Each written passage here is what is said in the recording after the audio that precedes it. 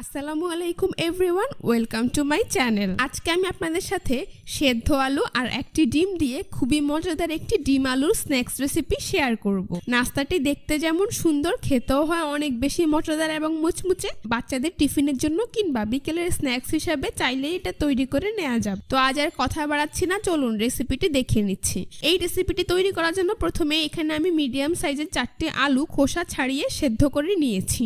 এইবার একটি কাঁটা চামচ দিয়ে আলুগুলোকে ম্যাশ করে নিচ্ছি। আপনারা চাইলে আলুগুলোকে গ্রেটার দিয়ে গ্রেট করে নিতে পারবেন কিংবা হাত দিয়েও ম্যাশ করে নিতে পারবেন। তবে খেয়াল রাখতে হবে যেন আলুতে কোনো প্রকার আলুর দলা না থাকে। তো দেখতেই পাচ্ছেন আমার আলু খুব সুন্দরভাবে ম্যাশ করা হয়ে গিয়েছে। এখন আমি এর মধ্যে দিয়ে দিচ্ছি হাফ চা চামচ পরিমাণ আদা রসুন বাটা। আপনারা চাইলে এখানে আদা রসুনের পাউডারও ব্যবহার করতে পারবেন। এখন আমি এর মধ্যে দিয়ে দিচ্ছি হাফ চা চামচ পরিমাণ চিলি ফ্লেক্স, দিয়ে দিচ্ছি স্বাদ মতো লবণ, হাফ চা চামচ পরিমাণ ভাজা জিরার গুঁড়ো, হাফ চা চামচ পরিমাণ ধনিয়ার গুঁড়ো। এইবার নাস্তাটির বাইন্ডিংয়ের জন্য এখানে আমি দিয়ে দিচ্ছি 1/4 কাপ পরিমাণ কর্নফ্লাওয়ার। আপনাদের হাতের কাছে কর্নফ্লাওয়ার না থাকলে আপনারা এর পরিবর্তে চালের গুঁড়ো ব্যবহার করতে পারবেন। এবার সবগুলো উপকরণ একসাথে হাত দিয়ে খুব ভালো করে মিশিয়ে নিচ্ছি। কিছুটা সময় নিয়ে মেশালে দেখতে পাবেন আলুর এমন একটি ডো তৈরি হয়েছে। দেখুন আমার কিন্তু একটি ডো তৈরি হয়ে গিয়েছে। এখন এখান থেকে আমি পরিমাণ মতো আলুর মিশ্রণ নিয়ে নিচ্ছি, তারপর হাত দিয়ে এইভাবে কিছুটা চেপে নিচ্ছি। এইবার 2 হাত দিয়ে ঘুরিয়ে গোল করে তারপর এইভাবে চেপে চ্যাপটা করে দিচ্ছি। খুব বেশি বড় করে নাস্তাটা তৈরি করার প্রয়োজন নেই, এরকম মিডিয়াম সাইজ করেই নাস্তাটা তৈরি করে নিতে হবে। এই যে দেখুন আমার একটি নাস্তা কিন্তু তৈরি করা হয়ে গিয়েছে। আপনাদের জন্য আমি আরও একটি নাস্তা তৈরি করে দেখিয়ে দিচ্ছি। তো এইভাবে আমি সবগুলো নাস্তা তৈরি করে নিয়েছি। এবার আমি এরকম একটি মিক্সিং বল নিয়ে এতে একটি ডিম ভেঙে নিয়ে নিচ্ছি। ডিমটাকে আমি ফ্রিজ থেকে 20 মিনিট আগে নামিয়ে রেখেছি। তারপর এখানে আমি দিয়ে দিচ্ছি সামান্য পরিমাণ চাট মশলা আর দিয়ে দিচ্ছি 1 টেবিল চামচ পরিমাণ ধনিয়া পাতা কুচি।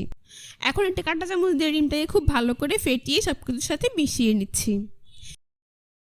তো দেখতেই পাচ্ছেন আমার ডিম ফাটানো হয়ে গিয়েছে। এবার তৈরি করে রাখা একটি নাস্তা আমি এই ডিমের মধ্যে দিয়ে দিচ্ছি। তারপর 2-3 বার উল্টে পাল্টে খুব ভালো করে ডিমে ডিপ করে নিচ্ছি। এবার ডিম থেকে তুলে এটাকে ব্রেড ক্রাম্বসের মধ্যে দিয়ে দিচ্ছি।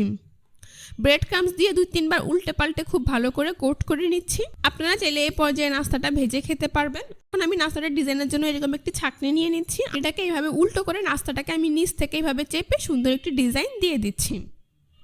আশা করি আপনারা দেখেই বুঝতে পারছেন আমি কাজটা কিভাবে করছি। এই তো দেখুন খুব সুন্দর একটি নাস্তা শেপ দেওয়া হয়ে গিয়েছে। এই নাস্তাটা এখন ভাজার জন্য তৈরি।